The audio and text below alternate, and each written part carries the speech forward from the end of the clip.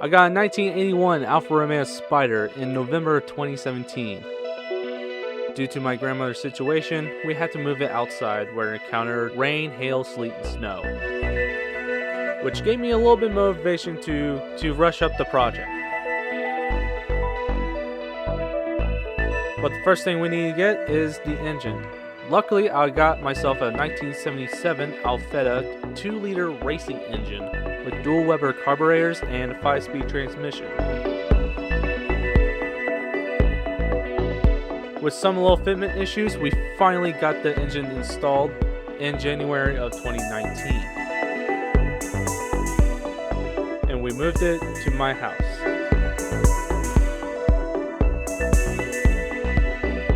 However, I have attended college and I have a quest for a daily driver.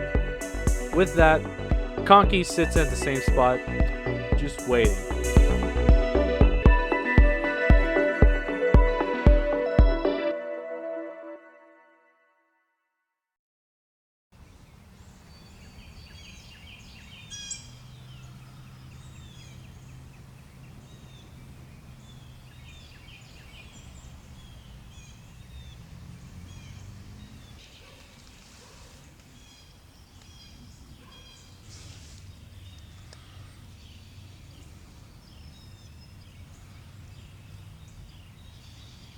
It's been a year since I introduced you guys to Conke, my 1981 Alfa Romeo Spider Veloce. Main reason was trying to find a daily driver, and so I rushed up and I picked up a Celica for $600. The car blew up on me, and so I found a Milano, and I decided to trade that because a non-running car with a non-running car, you can't really fuck that up. I had zero luck in running it and driving it. Only got to drive for like 5 fucking feet. Anything after that just went downhill. While I was doing the timing belt, I encountered a 91 Alfa Romeo 164, which honestly, that is one of the most beautiful Alfa Romeo I have ever had. Just listen to the fucking exhaust.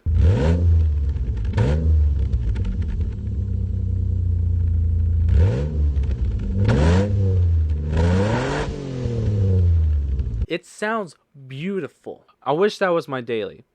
However, a hurricane came by and a tree fell down right on top of the car, and I was devastated. And the only thing I have from it is the engine, transaxle, and the 2 parts that made the car like drivable, which is pretty much a slave cylinder, which are the only things I bought just for that car. Now that I have a different daily driver, the Milan is kind of pointless. The 164 is gone, and the Milan is going away. I think it's time to put more effort on Conke again. Okay, so now that we're in part 2 of the Conke story, there's a few things that I've been trying to make it like the car drivable. If you read the title, then yes, we're going to work on the transmission. Because if you guys remember Conke part 1, I mentioned about the clutch fork being in the wrong position. We got ourselves a bell housing with the clutch fork in the wrong area. How? Well, if you look at the clutch lines, it goes on the other side. And there's a slot hole that was cut off for the clutch fork, and that's been covered in tape. So right now we're going to work on the transmission because my mindset right now is to make the car run. Once I get the car to run, I can just yeet through all the gears and just yeet off somewhere else, pretty much. So without further ado, let me show you how I did it. So the transmission needs to be out. I removed the starter and the 2 bell housing bolts on top of the transmission, which can be easily accessed near the engine bay. And then I removed the drive shaft and I put it in the car, wrapped it up, and called it a day.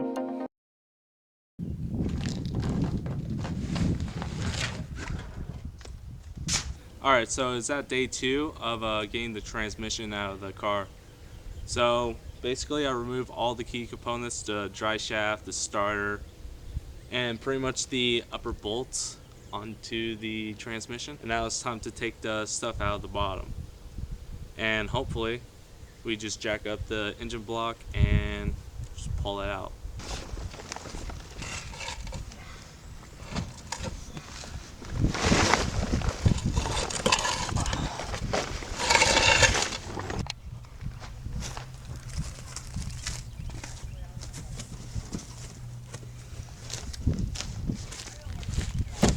Alright, so pretty much I got the transmission out, and I just removed the clutch fork with the throw-up bearing.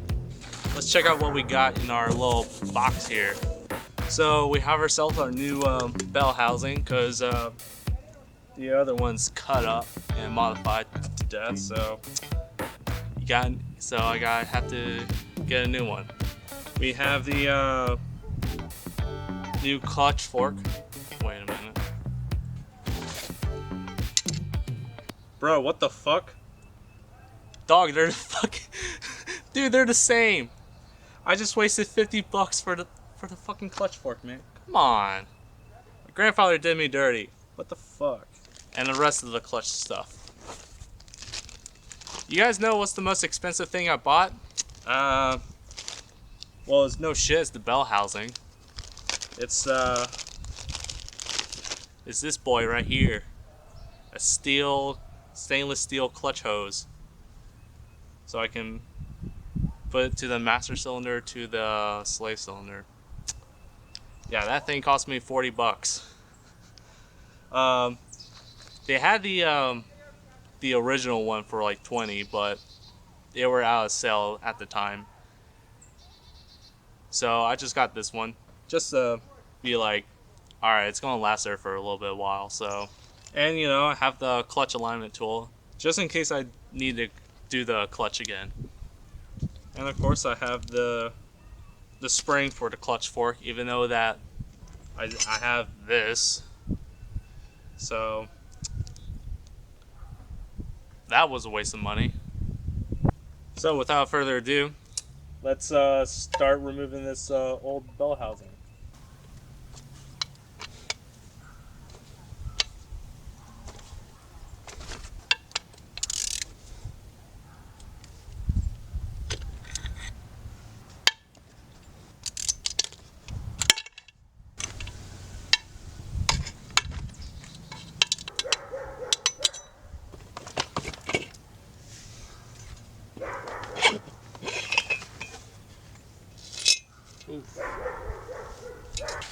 Alright, so pretty much you got the two. I'm going to switch with the old one and a new one. So some of you guys may be asking, it's like, oh Devin, why don't you just swap it to the hole that's been taped over? Well, two reasons. One, my grandfather, he fucking cut the knob off to hold the clutch fork in. So it only goes one way now. And two, he cut off where the slave cylinder is. And like, if you fucking see that, that's like a fucking clean cut. So in short, I had to buy a new one anyways. I'll go back to the store and get some RTV.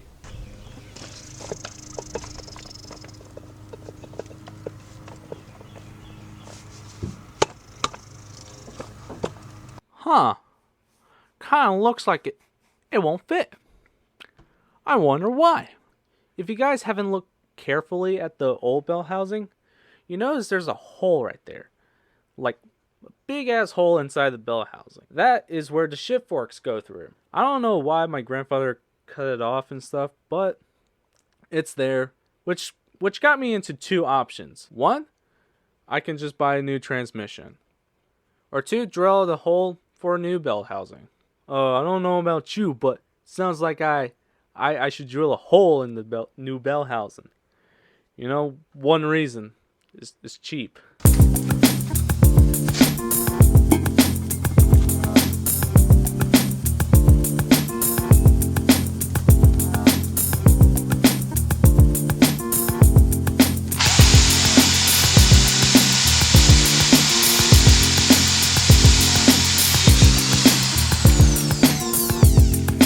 Looks like I need to put RTV in and reinstall it.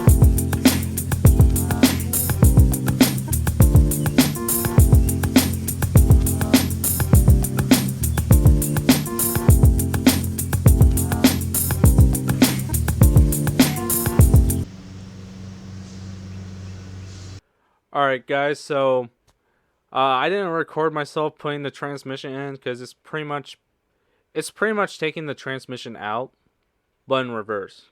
But when we put it in, I didn't want to look like Logan Paul filming a dead body. So, but we got the transmission in. We actually bought a new starter for it. Let's see if it cranks. Hey, it runs. Well, I think I should wrap up the video right now, because pretty much I got everything all working. I got the car to crank. That's awesome. I hope you guys enjoyed the video. Leave a like, comment, and subscribe. And I'm Revvin Devin, and I'm going to wash up the inside of the car.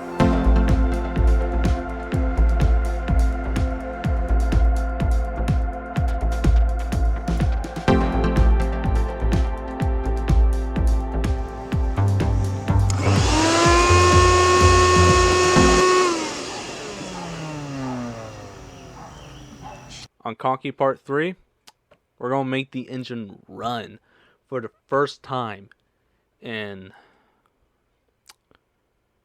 how many years?